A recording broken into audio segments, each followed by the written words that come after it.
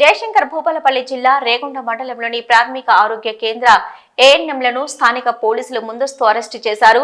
ఏఎన్ఎంలు యూనియన్ పిలుపు మేరకు వినతి పత్రం అందించే కార్యక్రమానికి మంగళవారం బయలుదేరుతుండగా వారిని అక్కడే అరెస్టు చేసి స్థానిక స్టేషన్ తీసుకెళ్లారు. ఈ సందర్భంగా ఏఎన్ఎం మాట్లాడుతూ గత 17 సంవత్సరాల నుంచి సెకండ్ ఏఎన్ఎం గా విధులు నిర్వహిస్తున్నామని తమను ప్రభుత్వం గుర్తించి రెగ్యులరైజ్ చేయాలని కోరారు. జిల్లా రేగొండ పిఎస్లో నేను సెకండ్ ఏఎన్ఎంగా పనిచేస్తున్నాను. నేను సెకండ్ ఏఎన్ఎంగా పనిచేయడం 2009లో జాయిన్ అయినాం. మేము ఇప్పుడు హైదరాబాద్కు రెగ్యులర్ కోసం పోదామంటే నిన్న నైటు 7 గంటలకే నన్ను హౌస్ అరెస్ట్ చేసి తీసుకొచ్చి పోలీస్ స్టేషన్లో పెట్టిండ్రు.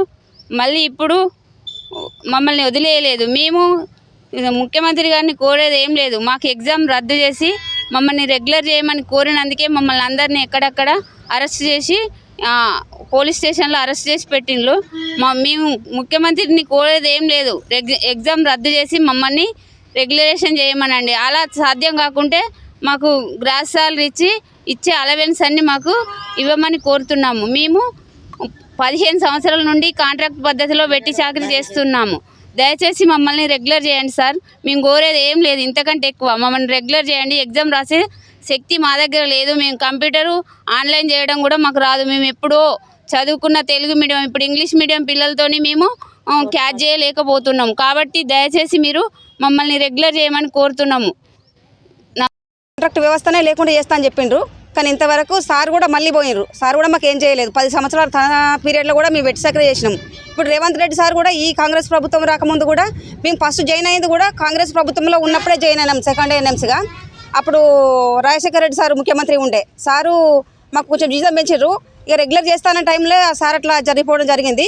ఇప్పుడు కాంగ్రెస్ ప్రభుత్వం నడుస్తుంది కాబట్టి దయచేసి రేవంత్ రెడ్డి సారు మాకు రెగ్యులర్ చేయండి. ఎందుకంటే మాకు వయసు అయిపోతున్నది. మా పిల్లలు చాలా జీతాలతో మా పిల్లలను సరిగా పోషించుకోలేకపోతున్నాము, మేము సరిగా ఉండలేకపోతున్నాము. 12 గంటల డ్యూటీ అంటున్నారు. ప్రతి ఒక్కటి ఆన్లైన్. గవర్నమెంట్లో ఇప్పుడు హెల్త్ డిపార్ట్మెంట్లో సెంట్రల్ గవర్నమెంట్ స్కీములు కానీ స్టేట్ గవర్నమెంట్ స్కీములు కానీ ఏవైనా సరే వస్తే ప్రతిదీ ఆన్లైన్ వర్కే అవుతుంది. ఆన్లైన్ వర్క్ అంటే మేము విలేజ్ పర్పస్లో వెళ్తే మాకు విలేజ్లో నెట్వర్క్లు చక్కగా ఉండట్లేదు. అక్కడ ఆఫ్లైన్ చేయడం అవుతుంది, ఇంటికి వచ్చి ఆన్లైన్ చేయడం అవుతుంది. ఇంటి దగ్గర ఒక్కరోజు 12 అవుతుంది సార్. మేము పడుకునేసరికి మా భర్తలకు సమయం తిండి పెట్టుకోలేదు, పిల్లలకు సమయం తిండి పెట్టుకోలేదు, మేము ఇంట్లో సరైన పని చేసుకునేది లేదు. మాకు అసలు ఏమైనా డ్యూటీ మా ఆరోగ్యం అంతా ఖరాబ్ అయింది. కరోనా టైంలో సార్ మేము చేయని డ్యూటీ అంటే లేదు, మాకు టైమింగ్స్ లేవు. కరోనా టైంలో మాకు అసలు డ్యూటీ టైమింగ్స్ అనేవి లేవు సార్. చాలా మట్టుకు మేము సఫర్ అయినాం. రెగ్యులర్ ఏఎన్ఎంతో సమానంగా మేము డ్యూటీ చేసినాం, రెగ్యులర్ ఎంప్లాయీతో సమానంగా మేము డ్యూటీ చేసినాము. అయినా కూడా మమ్మల్ని గవర్నమెంట్ ఇంతవరకు ఏ గవర్నమెంట్ వచ్చినా కూడా మా కాంట్రాక్ట్ వాళ్ళని అసలు పట్టించుకున్నదే కనబడతలేదు సార్. దయచేసి మీ పీరియడ్లో ఉన్న మాకు రెగ్యులర్ చేయండి సార్. ఇప్పుడు ఎగ్జామ్ రాయాలంటే ఇప్పుడు ఉన్న పిల్లలు మొత్తం కంప్యూటర్తో ఆడుకుంటున్నారు. మేము కంప్యూటర్తో ఆడుకోలేము. ప్రతిదీ ఆన్లైన్, ప్రతిదీ ఇప్పుడు ఎగ్జామ్ రాయాలన్నా కూడా ఆన్లైన్ పెడుతున్నారు. మేము ఆన్లైన్తో ఎక్కువ చేయలేము. దయచేసి మాకు రెగ్యులర్ చేయడానికి ప్రయత్నం చేయండి సార్. మేము కోరుకునేది ఇది ఒకటే, రెగ్యులర్ చేస్తే మమ్మల్ని ఇంతకంటే మాకు పుణ్యం ఏమి ఉండదు. మేము మిమ్మల్ని హైదరాబాద్లో ఇవాళ కలవడానికి వద్దామనేసి మీకు ఒక రిప్రజెంటేషన్ ఇచ్చి మా బాధలు చెప్పుకుందామని వద్దామని మేము రెడీ అయినాం. మమ్మల్ని రేగొండల సిఐ వాళ్ళు ఎస్ఐ వాళ్ళు ఆపేసిండ్రు. ఇక్కడ పోలీస్ స్టేషన్లో పెట్టారు. నైట్ 7 గంటల నుంచి వెళ్ళి మేము పోలీస్ స్టేషన్లో ఉన్నాం సార్. ఎవరు నమ్మట్లేదు మమ్మల్ని. దయచేసి ఈ ఆడపిల్లల మీద ఇట్లాంటివి ఆపేయండి. ఉన్న ప్రభుత్వం కూడా పోయిన ప్రభుత్వం అదే పనిచేసింది.